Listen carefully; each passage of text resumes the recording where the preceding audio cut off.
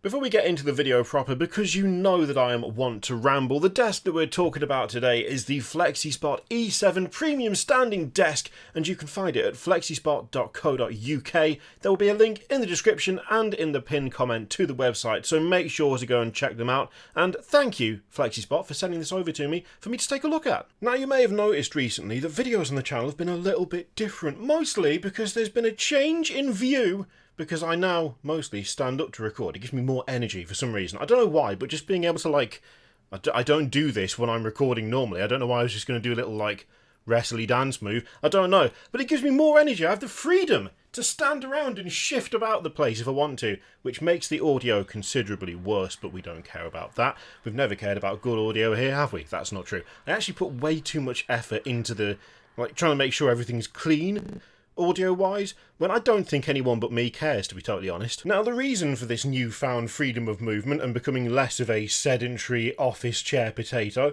is FlexiSpot. FlexiSpot sent me their E7 desk, which is their flagship desk, and said, would you like to try this out and see how you get on with it? And I decided that I would, because frankly, I need to not sit like a prawn for hours on end as much as I used to. I mean, I still do sit like a prawn for hours on end. I think as hobbyists, we can all relate to the idea of hunching over a painting desk for literally hours on end, contorting yourself into positions that frankly are absolutely horrendous for your back. And I'm not saying that as some sort of ad copy or marketing spiel, because I wasn't sent anything that told me to do that. Instead, I'm saying that because that's what I do a lot. And it's not great, right? It's not great for you. It's not the best position to be in for any length of time, and typically what I would do is I would go from hobbying to recording to editing, all curled up in the same, frankly, not very good chair. Side note, if I sit down in a hunched up position for too long and then I stretch my back out, it makes the most horrific, horrendous cracking noises. Shall I try and do it now? Shall I try? Okay, hang on. Let's see if the mic picks it up, because you've got to get the arms around the lower back, and you've got to...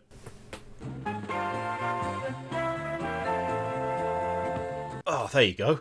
I hope that picked it up, otherwise it's just going to look weird and I'll cut it out. Or I won't, and I'll put some comedically loud cracking in. Oh, maybe I should do that either way.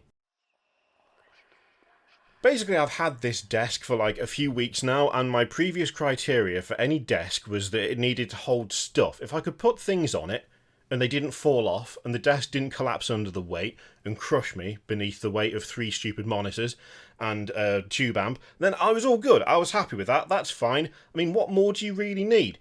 I have to admit, though, now I'm standing up for half the day instead of just sitting there, I kind of feel like I can't be doing without an actual standing desk. And the fact that it's not even just standing either. The fact it's adjustable, that makes a massive difference, because every now and again, I'll be honest, because I am so unhealthy and because I've spent so long hunched up, like some sort of nightmare curled up lobster, I tend to find that occasionally I just do need to sit down a little bit. I'm not actually 80, I just feel it, which is brilliant, because I don't have to mess about or raise anything manually. I just press a magic button, and the button does all of the work, and then I can go back to being lazy. And the choice of being lazy or being energetic, for some reason, makes me more prone to do the standing up thing than the sitting down thing. I feel like if it was a manual thing where you had to lever something, I would spend all my time sat down, because I've got to stand up and I've got to raise the thing up, and then once I want to sit down again, I've got to put the thing down. Incredibly lazy mindset, but then that's what happens when you end up sitting around on your backside all day.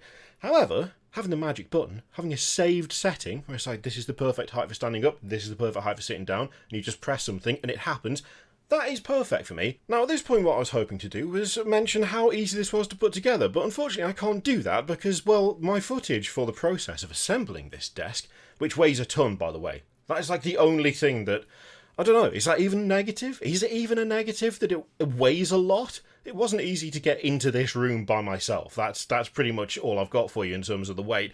I was going to show you the process of putting it together, but this is my footage for that.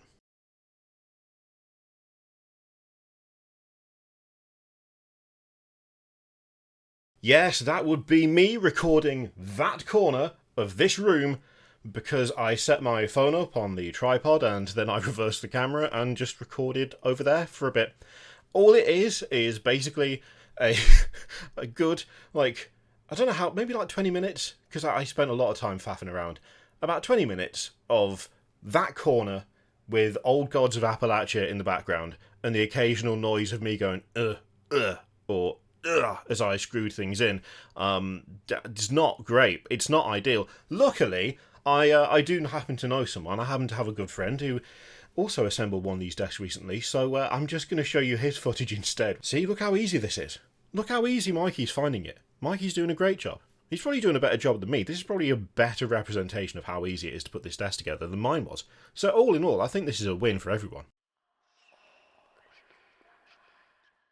Now, admittedly, I could have taken the desk apart and then set up the camera properly and then put it back together again, but we have just spoken at length about how lazy I am, and that did not feel like an option. Once I'd levered this into position and I got it in place and I'd already got all the monitors on the stand and stuff, like at that point, that's when I realised that the footage was nothing footage, and by that stage, yeah, no chance. Absolutely no way. It's not happening.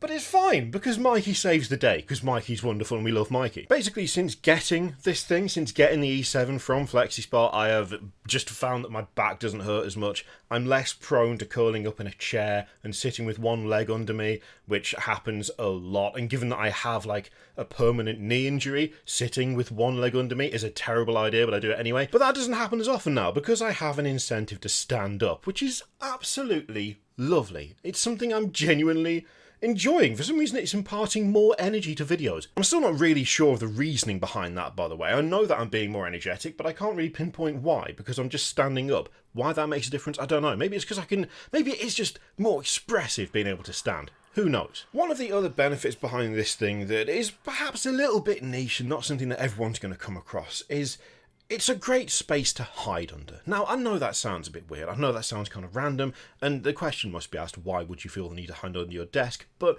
there are times when it happens. See, I've been enjoying editing a lot recently, and I've kind of found that if I'm not really careful, I sort of lose track of time as to how long it takes me to edit a video and when I should really stop working and go and do something else. And especially in those kind of late hours where the sun starts to fade and you start to feel the dark of the night creep in, it's very easy to just lose track of the date, the time, where you are, what you're doing. And it's moments like these where it's easy to forget that sometimes if you're not paying attention, if you catch the clock at just the wrong hour, if you catch it at just the wrong second, the fog starts to roll in. The whispering starts, and it doesn't tend to stop once it starts. It worms its way into your ears, into the back of your mind, and starts planting thoughts, ideas, ideals, things that you normally wouldn't give a second thought to, things that any sane and reasonable individual just wouldn't entertain no matter the hour.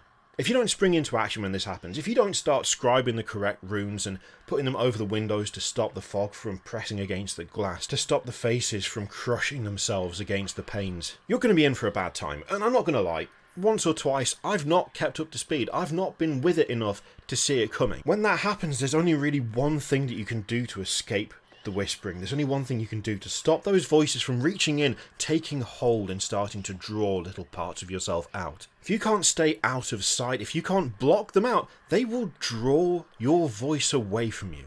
You will find that the next time the fog rolls in, yours is one of the many voices calling for death, for sacrifice, for ritual, and it makes it so much harder to resist the next time the fog rolls around. Now, with a normal standard desk, you can hide under it, but it's not going to be comfortable. It's not going to be easy to do. You're going to be all hunched up, all crushed up, and if you're using a big pair of noise-cancelling headphones like I prefer when the fog rolls in, then you're going to find that you don't have a lot of space for manoeuvrability. It's going to be super cramped, super tight, and it's just not going to be a good time. And when the voices start, it's already quite a bad time. Thankfully, with the desk that FlexiSpot sent me with the E7, I was able to weather the fog in relative comfort. Being able to raise the desk up, clear space for the headphones, put the blindfold on and wait for the whispers to subside, it really made a huge difference in resisting the call of the fog itself. And even if we ignore all the other benefits that we've talked about up until this point, I think that alone should get it a 10 out of 10.